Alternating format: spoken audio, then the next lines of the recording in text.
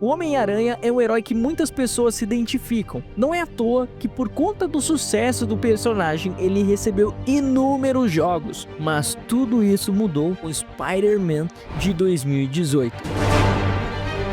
Olá, eu sou o Vale e nesse vídeo iremos analisar Spider-Man de 2018. Marvel's Spider-Man foi desenvolvido pela Insomniac e publicado pela Sony PlayStation em setembro de 2018. Mais tarde, o jogo ganhou um remaster que foi lançado tanto para o PC quanto para o PlayStation 5 com melhorias. Spider-Man segue Peter Parker aos seus 23 anos, que já atua como Homem-Aranha há 8 anos. Agora mais experiente, ele equilibra sua vida como super-herói e seu trabalho como assistente de pesquisa do cientista Dr. Otto Octavius. A trama começa quando Wilson Fisk, o rei do crime, é finalmente preso, mas isso desencadeia o surgimento de uma nova ameaça, a Liga dos Demônios, liderado pelo misterioso Senhor Negativo. Enquanto Peter investiga essa organização criminosa, ele também lida com os problemas pessoais da sua tia May e da sua ex-namorada Mary Jane, e a crescente instabilidade mental do Dr. Octavius, e eventualmente se transforma no vilão Dr. Octopus. A jogabilidade segue a mesma receita de bolo dos seus jogos anteriores, porém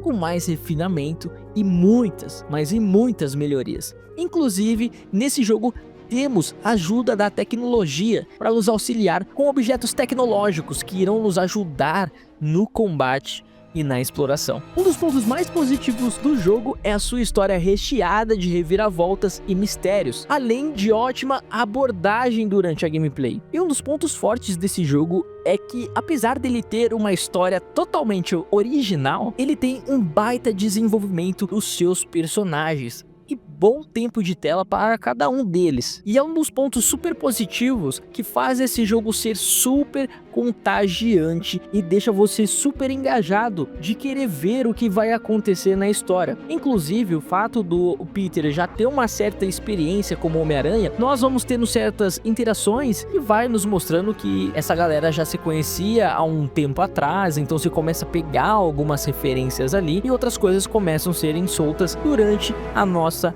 jogatina. E isso colabora ainda mais para deixar tudo mais engajante e divertido de se acompanhar. A forma como eles pegaram o combate do Batman Arkham e trouxe para o Teioso funciona muito bem. O combate é muito intuitivo e te permite várias abordagens diferentes. E sentimos bastante o peso dos golpes do Homem-Aranha em cima dos outros personagens. E é muito bem feito. Fora ainda o sistema de combos, que é bem elaborado, bem dinâmico, e ele tem uma fluidez absurda. Fora ainda a sua árvore de habilidades, que tem muitas coisas para você melhorar. O nível de progressão do jogo, ele é muito interessante, porque realmente ele faz você querer crescer o personagem, evoluir ele, melhorar a sua árvore de habilidades, sem você ser obrigado. Você faz isso por livre e espontânea vontade, de tão divertido que esse jogo é. E o mundo aberto do jogo é algo que me chama muita atenção. Ele é bem vivo e tem inúmeras coisas para fazermos. Além disso, temos as missões secundárias, que também possuem excelentes narrativas e são bem legais de fazer. E isso é um dos pontos mais fortes do jogo, na minha opinião. Esse equilíbrio entre história principal e história secundária, com essas missõezinhas secundárias, faz esse jogo ficar cada vez mais rico. E fora isso, tem algumas tarefas secundárias que ela libera uma missão secundária, trazendo toda a construção daquela narrativa. E isso é um baita ponto positivo, porque para mim, jogo de mundo aberto tem que ter isso. Você tem que ter missões secundárias engajantes que faz o jogador querer evoluir o personagem de forma natural e não obrigatória. E isso faz tudo ser muito mais divertido de se fazer, e é bem legal, cara. A direção de arte, o character design de Marvel Spider-Man é muito bem trabalhado. O design dos personagens são bons demais e são bem bonitos e com uma boa presença. Além disso, eu preciso dar ênfase, é claro, para os trajes do Homem-Piranha, que são muito bem feitos e bem legais, né? Você vai mudando durante a jogatina. Inclusive, cada traje tem um ataque especial e diferente. Então eles têm certas melhorias ali para gameplay e não só um aspecto estético. Eu achei isso legal pra caramba. Spider-Man conseguiu dosar muito bem Quick Time Events no jogo, principalmente nas boss battles. A interatividade nessas lutas com os cenários são muito bem produzidas, além de ser feita na medida certa para dar aquela ênfase cinematográfica. Eles conseguiram entregar muita qualidade com isso aqui. E o jogo está lotado de referências, seja sobre o universo da Marvel, seja também de outras mídias do Homem-Aranha, HQs e até os filmes. É muito interessante quando você pega as referências contidas no jogo. Uma bem interessante que o Peter faz é falando de como ele parou o trem. Nós temos ele mencionando o Doutor Estranho, temos também a Torre dos Vingadores, e enquanto nós pegamos as mochilas no decorrer da cidade, que é uma missãozinha bem legal, inclusive ela vai liberando alguns trajes, você vê diversas referências e os perrengues que o Peter passou. Cara, tem conta de hospital, tem referência ao passado, de outras lutas que ele teve, de loucuras aí na parte da adolescência dele. Isso é bem legal de você ver, e ainda mais legal quando você pega essas referências. O único ponto negativo que eu achei desse jogo foi a mudança do rosto do Peter em seu relançamento para PlayStation 5 e PC. E aqui eu acho que erraram muito mesmo. Não sei por qual motivo eles trocaram o rosto, mas o Peter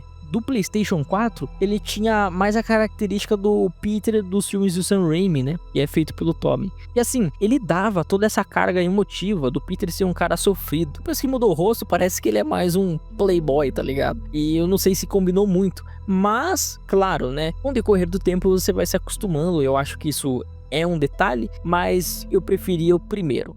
O primeiro eu acho que casou mais com o personagem, mas o segundo também não é ruim. Em relação à interface, ela é muito bem feita, possui um ótimo design e posicionamento.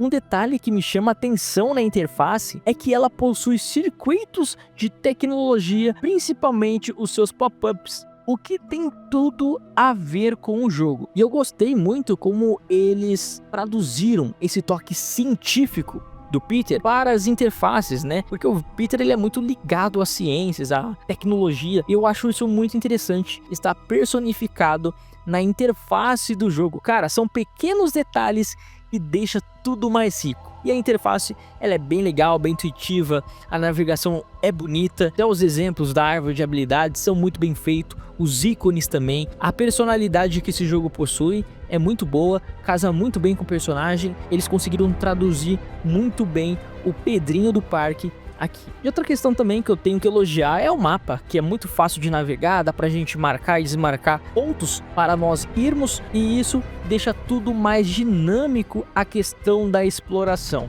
Em relação à trilha sonora, Spider-Man 2018 me lembra muito a trilha sonora dos filmes do Sam Raimi, e são trilhas sonoras em orquestra, né, bem presentes, e traz essa sensação esse jogo. Eu não sei se eles se inspiraram nos 3 primeiros filmes do Homem-Aranha, mas a trilha sonora lembra bastante. A trilha sonora é muito boa, muito bem presente, os efeitos sonoros, os áudios do jogo são muito bons também, bacana, cara. E temos que dar elogio também para nossa queridíssima dublagem, maravilhosa demais. Eu sei que muita gente reclamou porque ele fala Spider-Man, fala o nome dos inimigos em inglês ao invés de estar traduzido. E pelo que eu dei uma pesquisada, parece que realmente a Marvel, no contexto geral, tá tentando deixar esse negócio mais universal, os nomes, para não mudar e tal, que é um negócio de adaptação de marca. Como eu tô lendo Spider-Man através do Marvel Unlimited em inglês, então eu não sei como é que estão as HQs atualmente traduzidas, se tá Homem-Aranha ou se está Spider-Man. Não li nenhuma HQ da atualidade aí em português. Inclusive eu tô na edição número 10 do Spider-Man,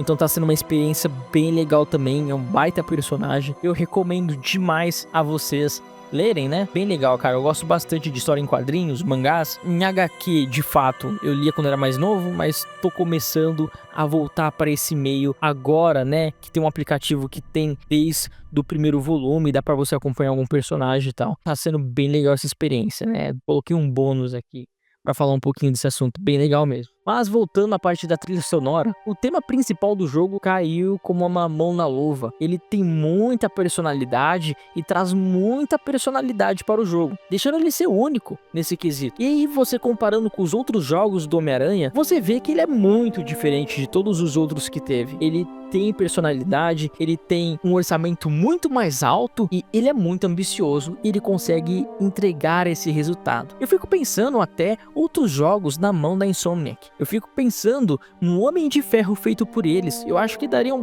baita jogo.